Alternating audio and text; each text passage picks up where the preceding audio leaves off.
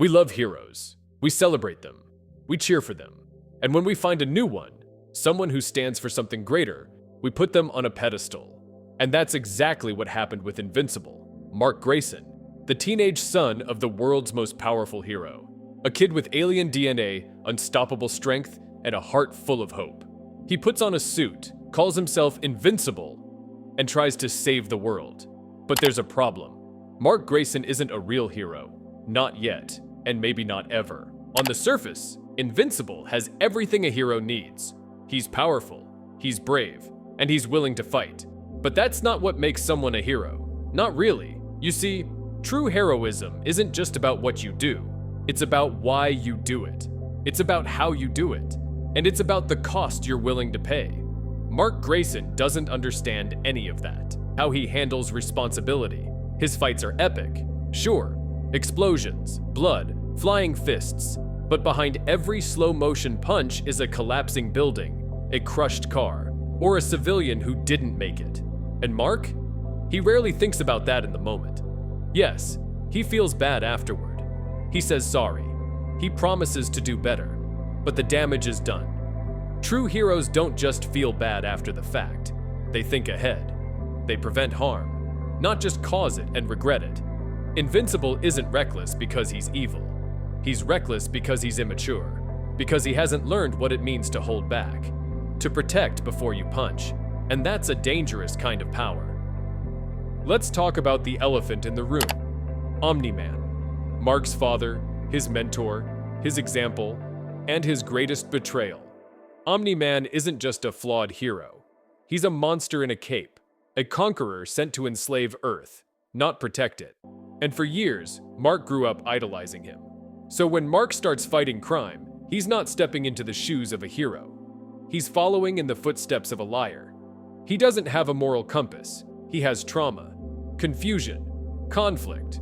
Invincible doesn't know what kind of man he wants to be, because the only man he looked up to turned out to be a lie. And that's not heroic. It's tragic. Here's the core issue. Mark Grayson has power, but he doesn't have purpose. He fights because he feels like he should.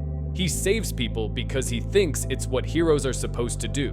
But when the fights get harder, when people start dying, Mark doesn't know what he's doing anymore. He doesn't lead, he reacts. He stumbles from fight to fight, trying to prove something. But real heroes don't need to prove anything. They serve, they sacrifice, they stand for something clear, no matter the cost. Mark doesn't have that yet. Not because he's a bad person, but because he hasn't grown into it. Being a hero isn't about winning.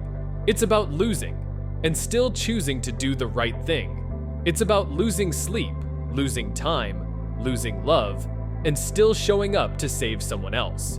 Mark wants to have it all.